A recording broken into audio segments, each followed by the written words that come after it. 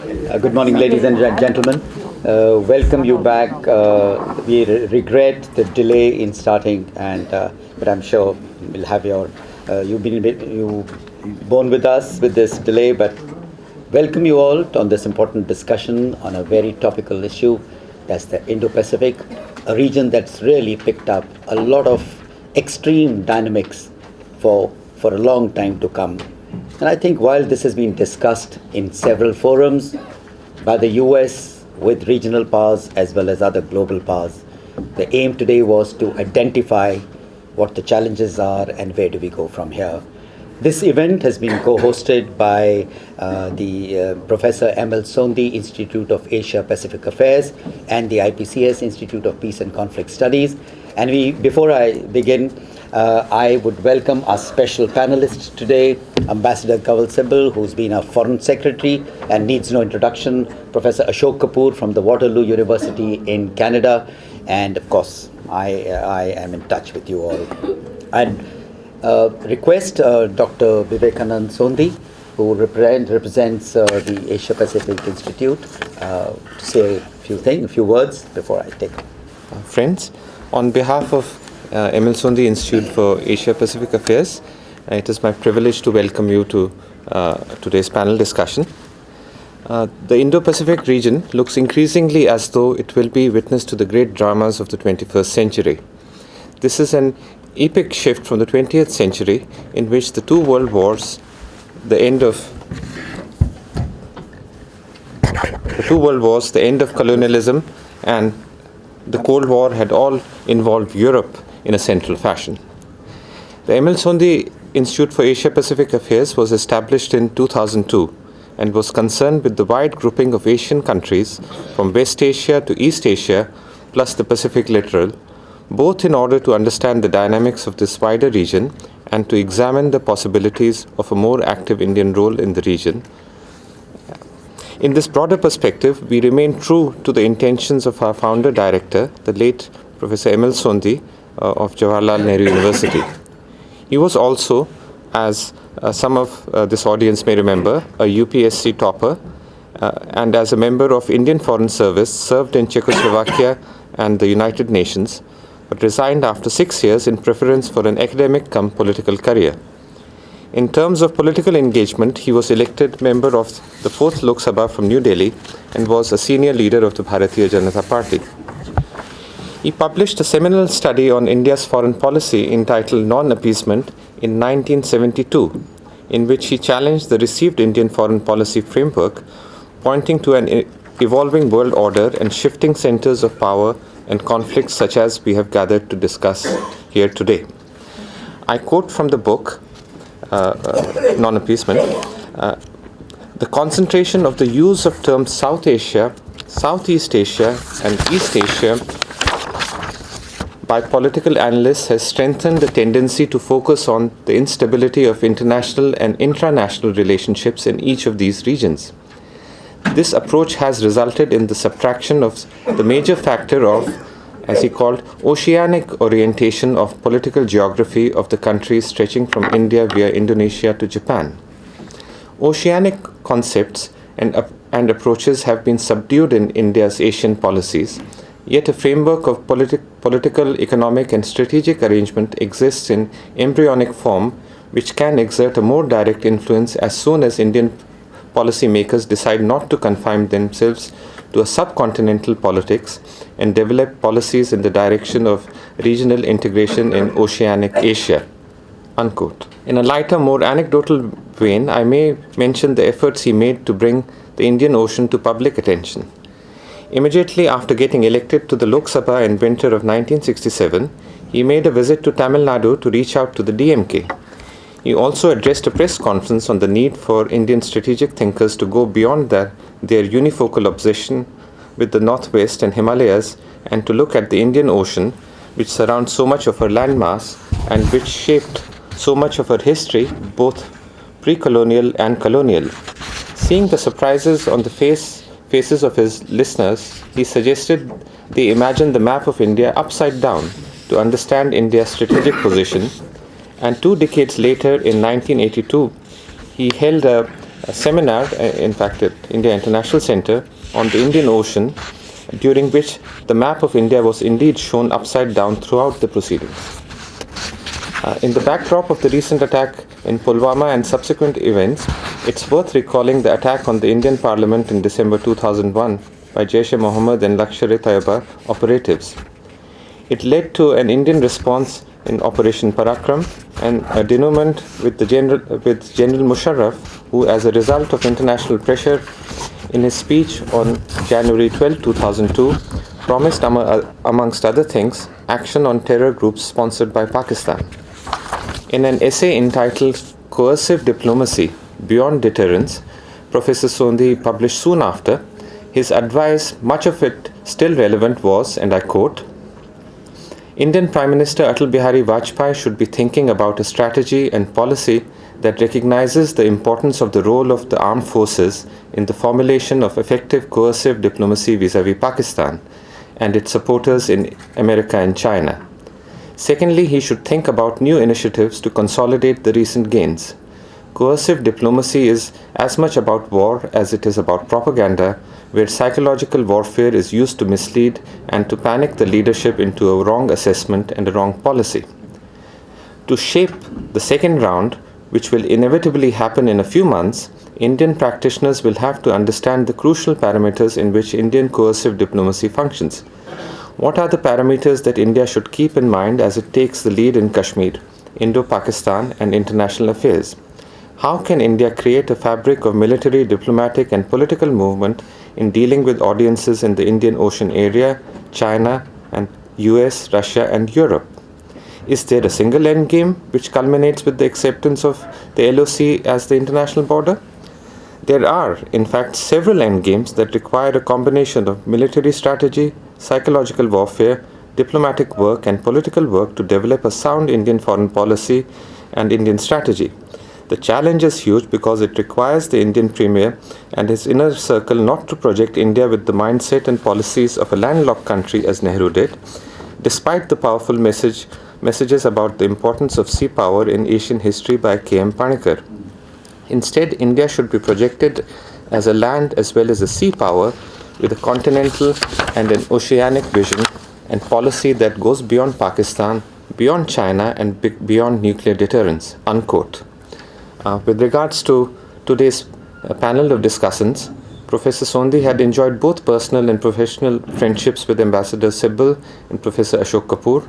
He also had engaged with Mr. P.R. Chari and IPCS on several occasions, and this relationship continued after the formation of the M.L. Sondhi Trust, and in 2010, the M.L. Sondhi Prize for International Politics was awarded to the IPCS. We are delighted to continue our relationship with IPCS and with General Lamba. I now look forward to the presentations of our distinguished panel. Thank you, Dr. Vivekanand. I must also welcome Mrs. Madhuri Sondhi, who's with us today and a senior member of the same organization, institute, and the trust. We welcome you and we are privileged to have you here, ma'am. Getting on to the first session, I think in our first session we have Ambassador Kanwal Sibal, who addresses us on the geopolitics, challenges, and implications. Over to you, sir. Thank you, General Lama. And thank you, Madhuri, for this invitation. We have discussed in so many forums the whole concept of Indo-Pacific, almost threadbare. It's very difficult to attempt to give some fresh insights into this concept in terms of geopolitics, challenges, and implications. Around the table, there's so many people who are experienced in foreign policy and have also served in some of these countries which form the Indo-Pacific broadly, that makes my task even more difficult. But let me see what I can do in terms of giving you my thoughts on the Indo-Pacific and the geopolitics challenges and implications. One, of course, is this Indo-Pacific concept is a very new one. nobody talked about the Indo-Pacific as a geopolitical concept until Prime Minister Abe, without using the word Indo-Pacific, projected this the diamond of democracies and the Asian democracies coming together and forging some relationship in order to deal with the strategic challenges which essentially China is projecting in this region. The Americans have been late in terms of accepting this concept, because if you remember when Obama came here and the joint vision statement was signed, it referred to the Asia Pacific and the Indian Ocean regions, not the Indo-Pacific. Now, of course, there has been a considerable evolution in US thinking, and they're referring now to Indo-Pacific, and not only that, very importantly, they have renamed the Pacific Command as the Indo-Pacific Command. So, actually, for the Americans, the Indo-Pacific idea as such has always been there, because their command in the Honolulu looks after both the Pacific and the Indian Oceans. So they have operated on that basis. And when we started the Malabar exercises with them in the 90s, even then the whole idea was to for the Americans to see if India and the US and their respective navies could build up progressively linkages and eventually interoperability. But with what in mind? Clearly it couldn't be for its own sake. So the whole idea was to look after the maritime security of the Indian Ocean together, because the Indian Ocean is one in which we have very vital lines of sea lanes of communication, carry so much of trade and oil and commodities, etc., etc. So in a practical sense, the germ of the Indo-Pacific lies in the Indo-US cooperation through the Malabar exercise. The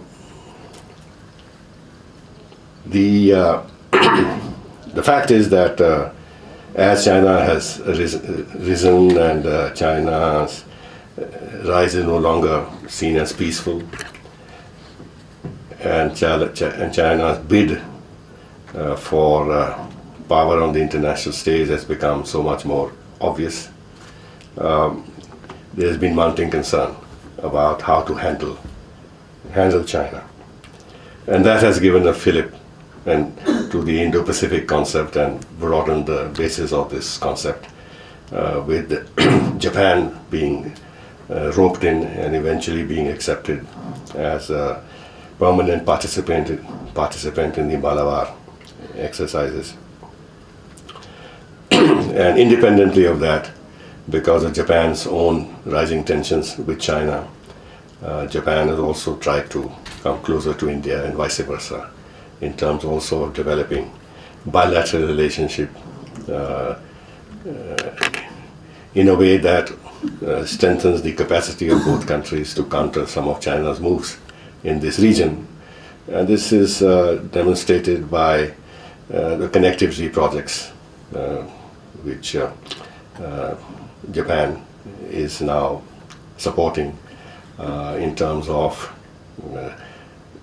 India's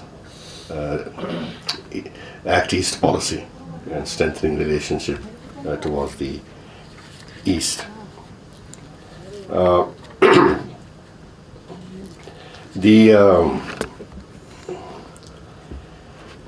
There are some issues here, because one, can the rise of China be effectively countered by the configuration that is being created?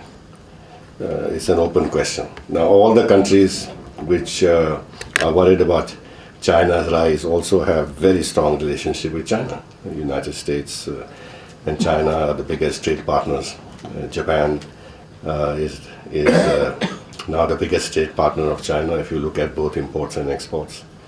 In other countries in the region, Korea, the biggest partner of China. ASEAN has a huge relationship with China. Our own relationship with China, even on the trade front, however unbalanced it may be, very considerable. So to what extent, in practical terms, in a longer term perspective, the countries who are worried about China's rise can actually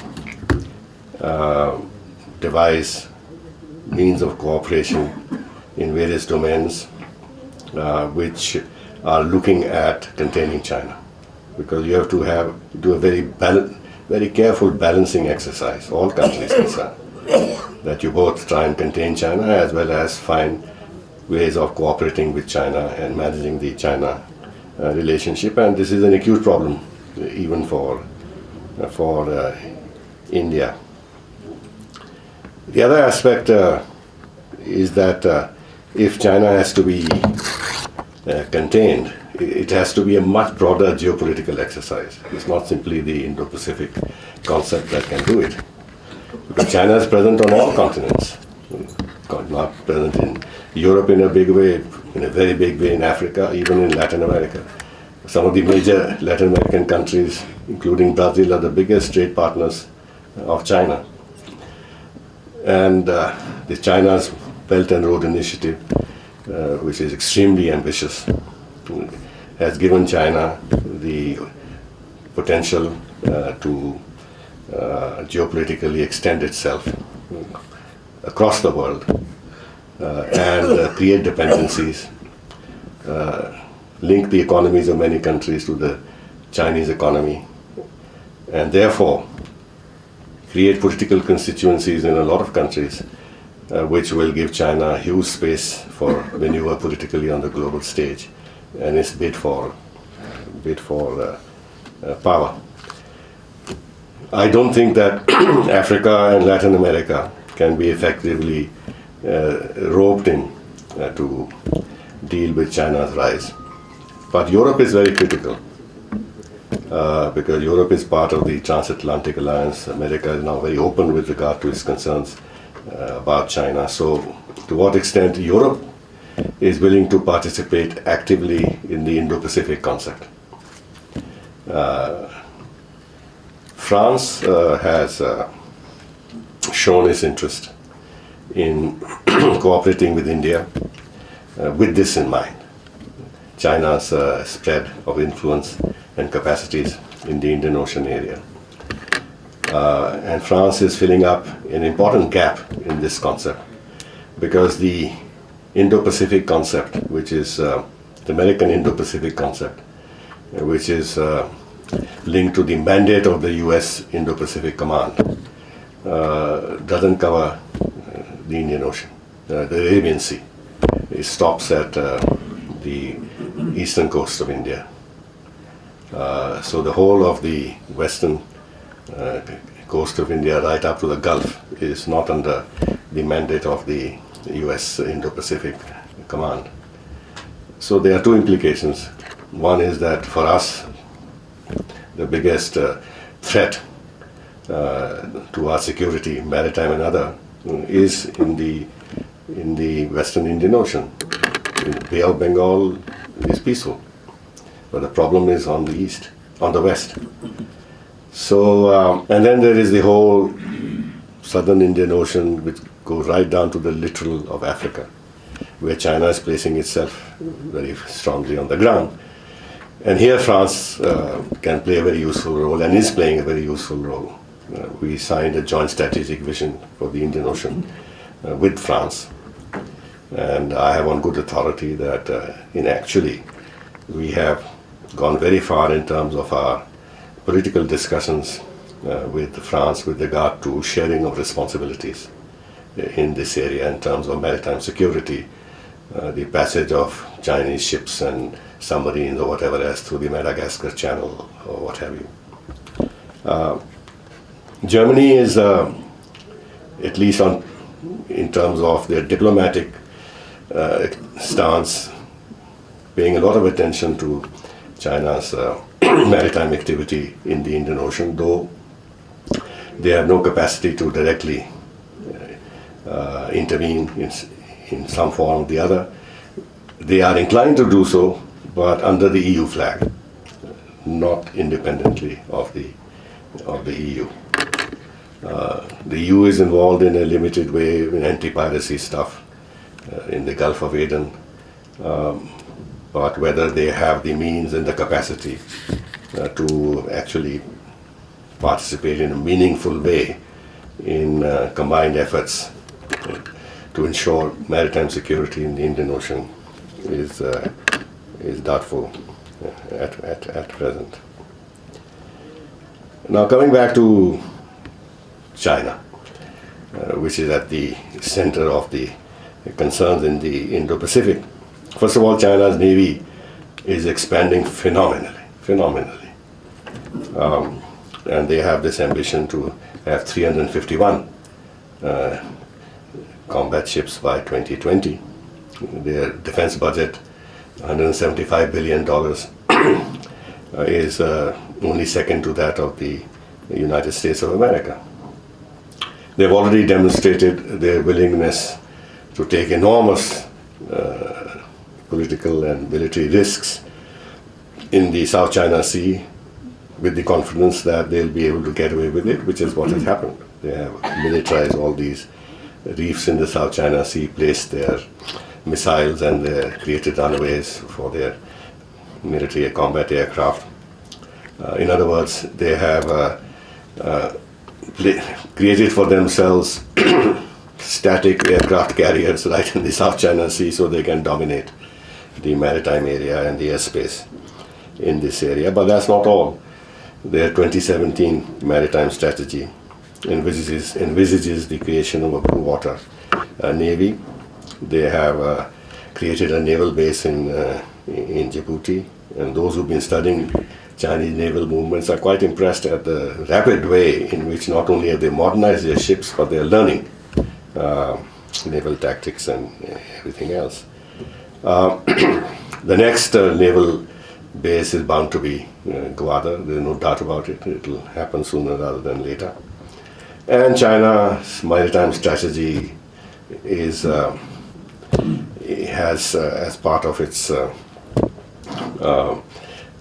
concrete ambitions to take control of vital ports, not only in the Indian Ocean, but in Europe and elsewhere. Apparently they are now managing 90 ports. But in our area, the amount of money they have spent, the amount of attention they have been given to Sri Lanka, for example, it's not justified for any other reason except geopolitical reasons. And their attempt to acquire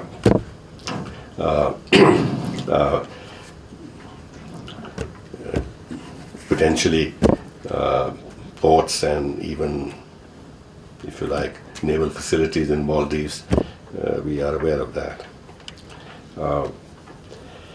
The other problem with the Indo-Pacific concept from our point of view, since we are talking also of the challenges, is that it is only limited to the maritime domain, and that also truncated because it doesn't cover the Arabian Sea. But China's expansion and its rise and the capacity it is developing to challenge the United States is not limited to the maritime area. In fact, they are relatively weak in the maritime area.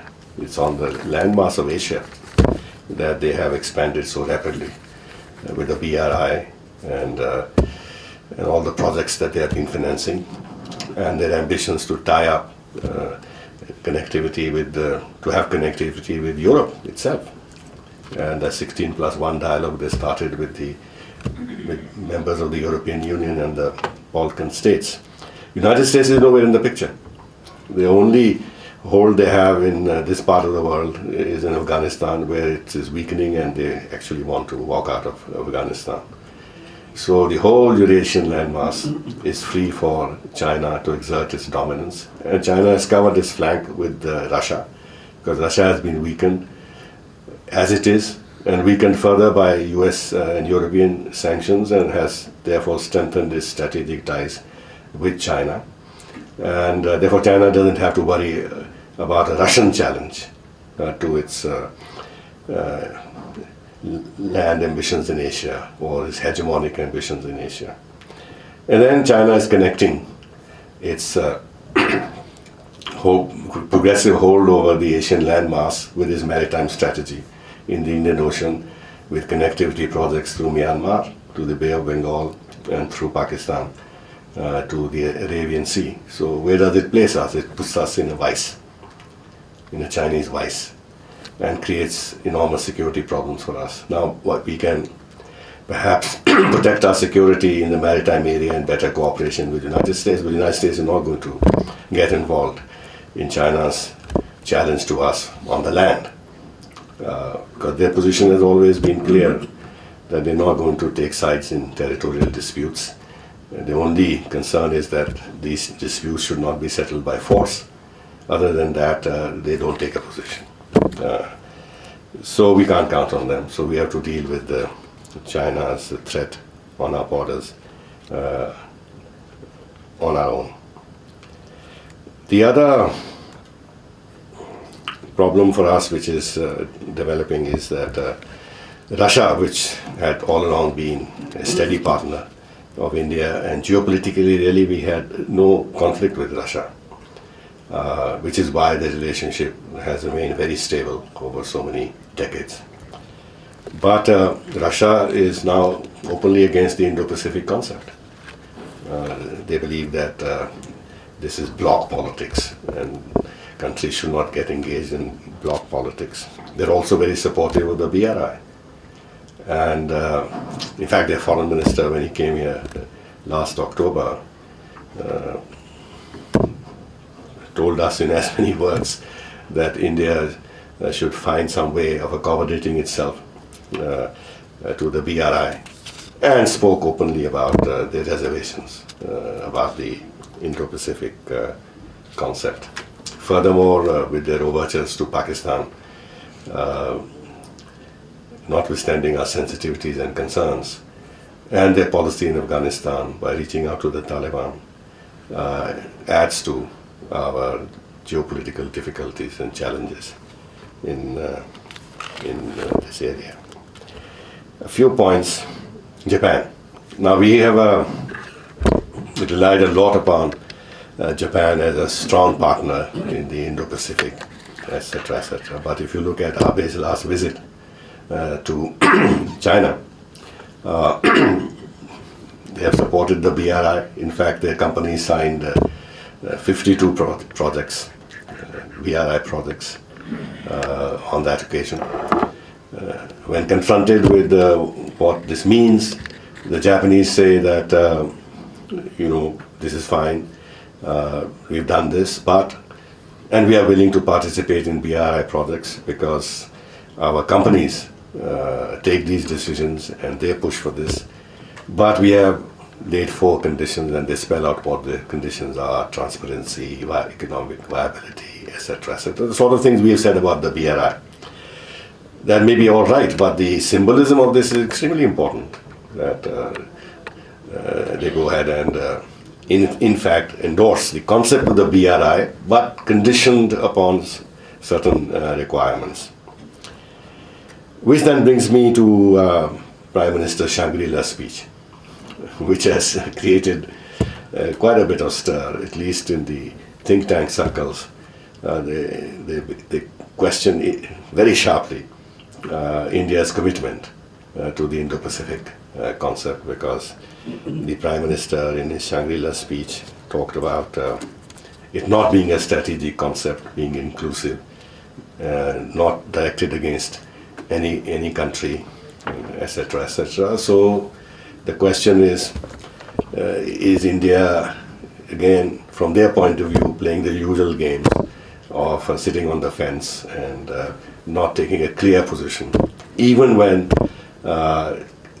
as they see, India has a China challenge. And yet India is not ready to come forward and take decisions which would give a sense of commitment to the others with regard to our belief in this Indo-Pacific concept.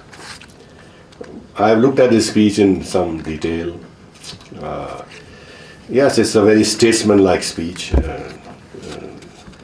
and it would have obviously gone down very well in Singapore, with the ASEAN.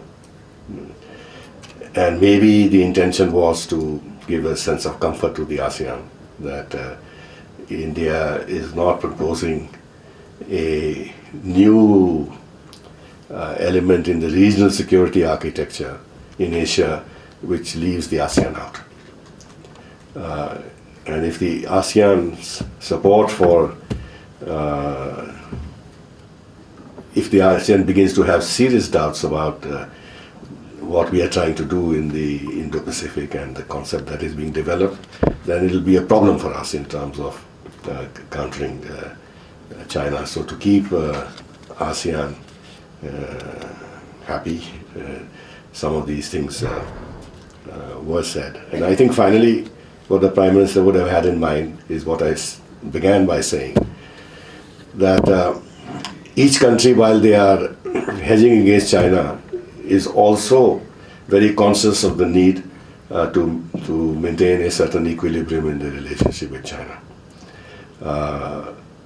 So if we went out on a limb on the assumption that this concept gives us a sense of security and the other countries go and deal with China, find borders vivendi with it, then we'll be left out on a limb. So this was our way of also managing our relationship with China. If President Trump can keep saying, I have a wonderful relationship with Xi Jinping, I have great respect for him, we're going to have a wonderful trade deal, and if Abe goes and endorses the BRI, and we know how deeply Australia and China are tied to each other in terms of trade and everything else.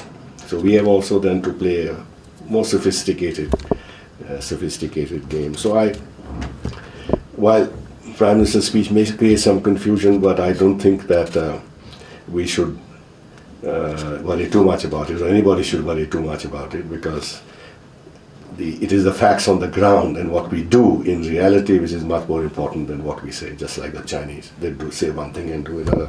That's part of the game. And finally, the Indo-Pacific concept, how much we put all our geopolitical interests in that basket has to be also then weighed against the other forums in which we are building a relationship and where we have some common interests, whether it is the RIC dialogue or the BRICS or the SCO. So we have to maintain a certain balance in our foreign policy. So we have to play in many forums and simultaneously support and promote concepts which, taken together, help us to maintain better our security and also, to my mind, although this is a contested phrase, our strategic autonomy. Thank you.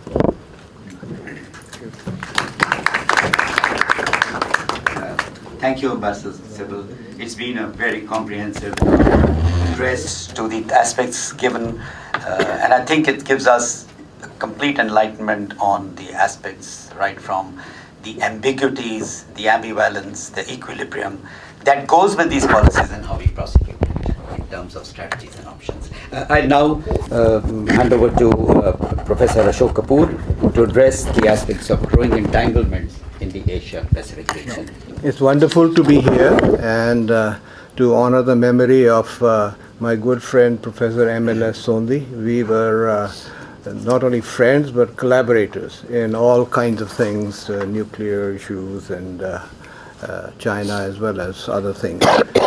So it's a great opportunity for me to thank to acknowledge his memory. He was a real visionary. He was thinking 10, 20 years ahead of his time, and I was fortunate to be the beneficiary of some of his ideas. Now to turn to the Indo-Pacific region, and I won't spend too much time on geopolitics because that's well-known ideas, but we can always revert to it in discussion. Now, the Indo-Pacific region, the time frame which is of interest to me is the period 2017 to 2019 now, and still evolving. Now, if you recall that at the Davos conference in 2017, there was widespread belief that America was declining, it was protectionist, it was anti-NATO, it was unlikely to be a world leader, a number one world leader, and President Xi had no embarrassment in saying, we are going to be number one. He was quite open about it, unlike his predecessors, Deng Xiaoping, who had advised, be humble, in summary. And I'll revert to that also. So Xi was quite open in acknowledging his number one position, and Angela Merkel also did the same. The Time magazine declared these two as the successors to Trump. This is all 2017. Within 1 year, the dynamics started to change. And they started to change not only in the IPR region, but they started to change in Europe as well. Trump, with his usual bluster, clumsy, rough language, vulgar, he told the NATO allies that it is not acceptable that you are getting a free ride on the back of the American taxpayer, and you have to pay up. They laughed at him and tried to isolate him, but Trump got his way. Guess what? All of them, and he shamed them. He would name countries like Canada, Germany, and others who had not paid up their 2% share for the NATO alliance. And within 1 year, that's the Trump effect, which I want to bring to your attention despite his clumsiness. The Trump effect, within 1 year, NATO received $100 billion from these delinquent countries. Now, I don't know if that is reported here in the press, but he got his way, and he said, they are not going to be fighting Russia on my back. No more. Positive, constructive action by Trump. Then we come to the issue of China's rise. Now, China's rise is a very interesting topic, because China's rise created a debate within China among the Chinese scholars. Now, what were they arguing? They said, this is 2003, I believe, that was. The peaceful rise debate created 4 controversies within China. The first one was that it creates very bad optics. It suggests thrusting up, and that's not a very good optic. But that's not the main thing. The other points they made is that a rise of a power is anti-historical. Which country has risen to power by peaceful means? Power is taken, never given. And so what does China have to take power? Mao did take power. He took power. And so this is not a historical inevitability. Then they raised 2 other concrete issues which are relevant today. These are Chinese scholars. They said, if you keep talking about peaceful rise and peaceful development, you are, in a way, putting aside our option to liberate Taiwan, which is their core interest along with Tibet and with Xinjiang. So that became a concrete issue. And then the fourth element in the debate was that it became a part of Chinese bureaucratic politics. The Chinese military, if you believe in peaceful rise, then why do you need a big military? Right? And in the bureaucratic politics, the claim for the military to have more money is based on dangerous environment, not a suggestion of peaceful rise. Now, this debate of peaceful rise or peaceful development, it was shifted from peaceful rise within a year to peaceful development. And language matters. Language matters. Now, in the peaceful development, there was a further debate. And the further debate was that Deng Xiaoping had counseled in 1989, he said China has to have a very subtle strategy. It was more or less a camouflage strategy. It should have a sober attitude towards war, and China needs a supportive international environment to develop its economy, to pursue its social contract with its people, which is you have a strong economy, we'll take care of you, and please don't bother us about the political leadership and communism. So these are important issues there, which are still in play.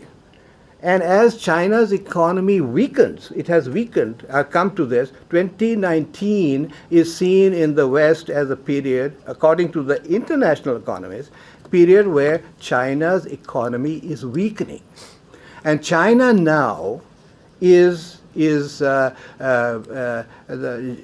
has advised his cadres that we are in a dangerous period. We are facing many fronts around us. Economic front, military front on the South China Sea, and of course the diplomatic front. Now, so this is one dimension of what is happening, evolving within China in terms of their internal politics. And my concern is that I don't think people in India, I was yesterday at JNU, and I asked the students there, PhD students, how much of work is going on the study of internal politics? Very little. And if you don't have academics doing that, I'm hoping that the MEA professionals will have the time to study this thing in depth and find out what the inner dynamics of Chinese politics is. Because unless you discover the inner dynamics, you cannot discover the points of pressure. It's no use talking for the ambassadors to talk to each other without knowing where are the weaknesses of the other side. And here one must learn from the Chinese. Now, Chinese believe, if you recall Sun Tzu, they believe in psychological warfare. They believe in disorienting the enemy. They believe in seducing the enemy with all kinds of different forms. And of course, fighting is the last resort for the Chinese generals and in Chinese way of looking at it. Okay, now, what is so the internal debate is one dimension. Now enters Trump. Now Trump in America is known as the disruptor in chief. That's what he does. That's the way he built his construction empire. He disrupts. He's crude, as I mentioned, and he disrupts. Now, Trump has confused the Chinese with his actions. Now, the difference is the Chinese leadership was acting on the basis of Obama's strategic patience. Do nothing. Watch them evolve. The idea behind strategic patience comes from the assumption by Bill Clinton when he allowed China to join the World Trading Organization. The expectation was that China would join the world community, join the global economic globalization. It would gain from it, and its nationalism would be tamed, and China would become a stakeholder in the world community. Didn't happen. Didn't happen. it made a lot of money, trade imbalances, intellectual property theft, right? Which the controversy over, I can't pronounce this, Hawaii, the 5G company, and I'll come to that because that's very significant what's going on now. So with this, China claimed to be a non-market economy, benefiting from the World Trade rules, WTO rules, but Trump came out and his advisors pulled out all kinds of data showing we are not benefiting from this. China has done it with unfair practices. Now, the point I want to raise here is Trump is the first U.S. president to directly confront the Chinese leadership. First one. He's doing one-on-one, and he's removed the Chinese belief in practicing calculated ambiguity. Because American trade negotiators arrive in Beijing with their data and say, this is what you're doing, this is what you're doing, and it's an evidence-based thing. Bluster from Trump, but evidence-based interaction but among the trade negotiators from Washington. Okay, now what is this doing? It has confronted Xi with a huge problem because Trump has placed tariffs. The tariffs are hurting the Chinese economy. But he also throws a little olive branch saying, oh, well, if you agree to this thing, and I will remove the tariffs. He's a bully, no doubt about it. But if you do that, I will remove the tariffs. And if you don't, and then from time to time, if we need 1 month more to negotiate, we can go forward. But between 2017 and 2019, the dynamics have changed. So, and this is ongoing process. Trump maybe get impeached tomorrow, and then we need a new seminar. But as long as he's there, he is determined to pursue this. And he's doing this now, not only in the context of Indo-Pacific region or Asia-Pacific, whatever your preference is. He's doing it on a global scale with a focus on IPR, but with international implications. How so? The whole issue of intellectual property theft and Hawaii. Now you are all aware, I'm sure, that the daughter of the founder of Hawaii is sitting in Canada on bail, right? Now, what was the issue there? She was arrested in transit on an American warrant, and the issue was that allegedly, she was involved in busting Iran sanctions. Okay? So the network of the US Treasury is very long. So if they impose sanctions on Iran, anybody involved in busting Iran sanctions then gets into eventually American custody and then is in trouble. Here is a link. So it's not simply IPR. It is IPR and Iran on this particular issue, and the U.S. Chinese corporation dealing with this particular issue. Okay, now when this thing happens, this kind of thing, now again another effect of this thing is on this one issue of busting sanctions and finding a united front on the issue of intellectual property theft, which is centered on Hawaii and others. It involves the Europeans. Right now, USA, Australia, New Zealand, Japan are on board with the United States on the issue of Hawaii. They are there. UK on the fence, and Germany and France are beginning to lean. Because the US Secretary of State says, if you trade, if you don't accept our view on this, you can no longer be a strategic partner.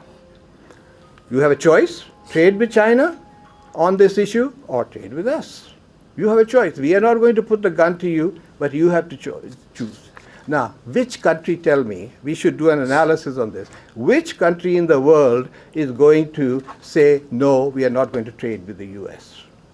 It's still the world's strongest economy, right? So one has to make a careful calculation of what is the calculation of countries who are working, who are very impressed with China, working with them on this trade issue, and if given a choice between trade with us or trade with them. And on this issue of intellectual property right, if it becomes, if the US Treasury imposes sanctions, then it becomes a huge problem where people can be arrested and do that.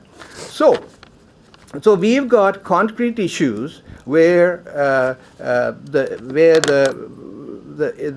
issue may be located in IPR, but it has international ramifications. I'll give you another example. When the United States wanted to place sanctions on North Korea, right? Surprise, surprise. Their great buddy, North Korea's great buddy, China, joined the sanctions twice. Russia, who is a strategic rival of America, joined the sanctions twice. And Nikki Haley, the ambassador, now she stepped out, she said, I was leveraging Trump's unpredictability with members of the council.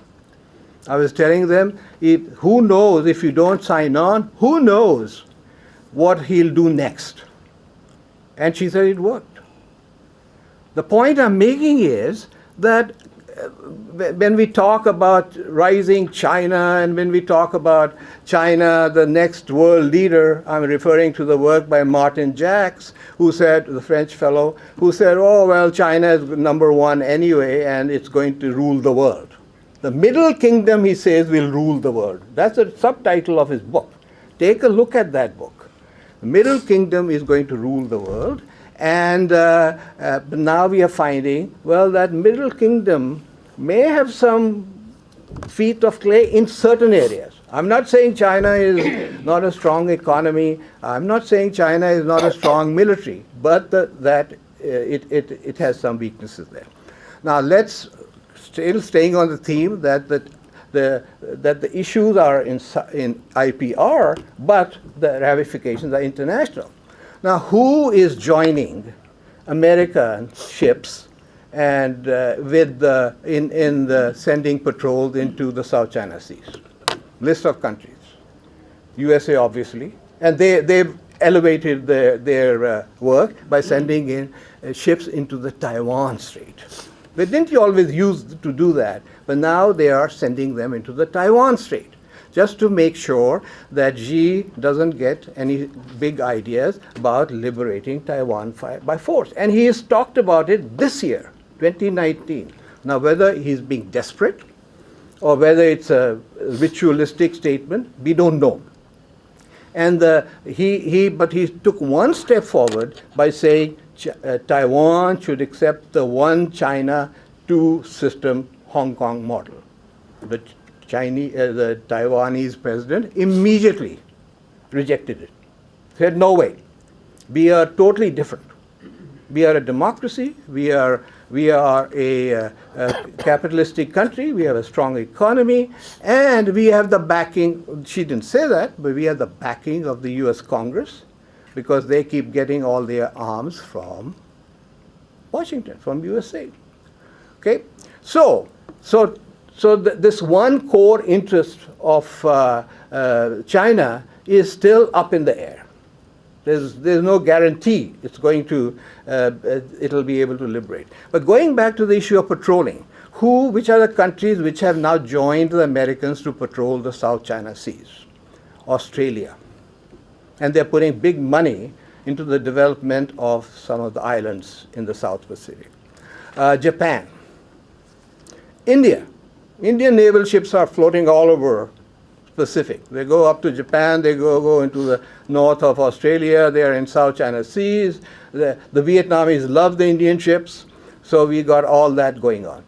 Vietnamese themselves don't send ships, but they're a bit nervous about what's going on in Taiwan and what's going on because the Vietnamese reacted to when Philippines president put his eggs in the China basket. So China has one major defector from the IPR and one all-weather friend, Pakistan, right, which remains to be seen how strong that bond is given the recent developments where the Chinese were not exactly endorsing the, with their calculated ambiguity, they didn't quite endorse all that. But now North Korea is up in the air, which used to be a relationship of lips to teeth, according to the Chinese. But guess what? What is the bargain Trump is offering? Denuclearize, and we will rebuild North Korea. And this is the British press now commenting on it, that Trump seems to have guessed that Kim is more interested in money than he's in missiles. To be tested. Are you addicted to missiles, or are you addicted to some some economic development and regime security? Now, the 1 minute. Sure, sir. The the summit yesterday failed. We all acknowledge that. But look at what he has achieved. What has been achieved? He got North Korea to halt testing, missile testing. They were sending all over Hawaii and Japan and all that. That stopped. They even blew up one of their obsolete facilities, symbolic gesture, doesn't change the military balance in any way. They returned American hostages, which is very important in American politics. They returned the remains of American soldiers from the Korean War, very important in American politics. And they got, as I mentioned, the UN support against sanctions on North Korea, and they are hurting. Those sanctions are hurting. There's some slippage by China and others, but the sanctions are hurting. And of course, Trump is always bragging about his wonderful chemistry with Xi and with Kim. That goes on and on. So all I want to close on this one point, that Chinese diplomatic tactics, which worked very well in the past, are no longer working because of direct confrontations, right? And that the issues which are coming up, Trump is building slowly a coalition of international forces, issue-oriented, North Korean missiles, Hawaii, global intellectual property threat, and that seems to be the pattern of engagement which is emerging to isolate Iran. That's where he wants regime change. They've said it. Pompeo has in a way acknowledged that, but no regime change in North Korea. So there are subtle differences in play here. And when I started studying Trump, I thought, oh my God, he's not going to last very long. He's an awful fellow. But now I'm beginning to realize that there are enormous subtleties in his actions, and Trump seems to have an intuitive idea of what to do to put others under pressure. One last thing. There's a book by an international economist, I believe he's U.S., George Magnus. I don't know if you read that. Yale University Press, last year. Red Flags, Why Xi's China is in Jeopardy. Based on economic analysis, not political rhetoric, not the stuff I'm talking about, but hard economic rhetoric, showing all kinds of dilemmas for Chinese. So forget about the dilemma that the Chinese ships would have of the Malacca Strait and going into the Indian Ocean, but consider the internal politics. And I urge you to look at changes within China. Thank you very much. Sorry I've taken a bit longer. Thank you, Professor Kapoor, for very exhaustive coverage.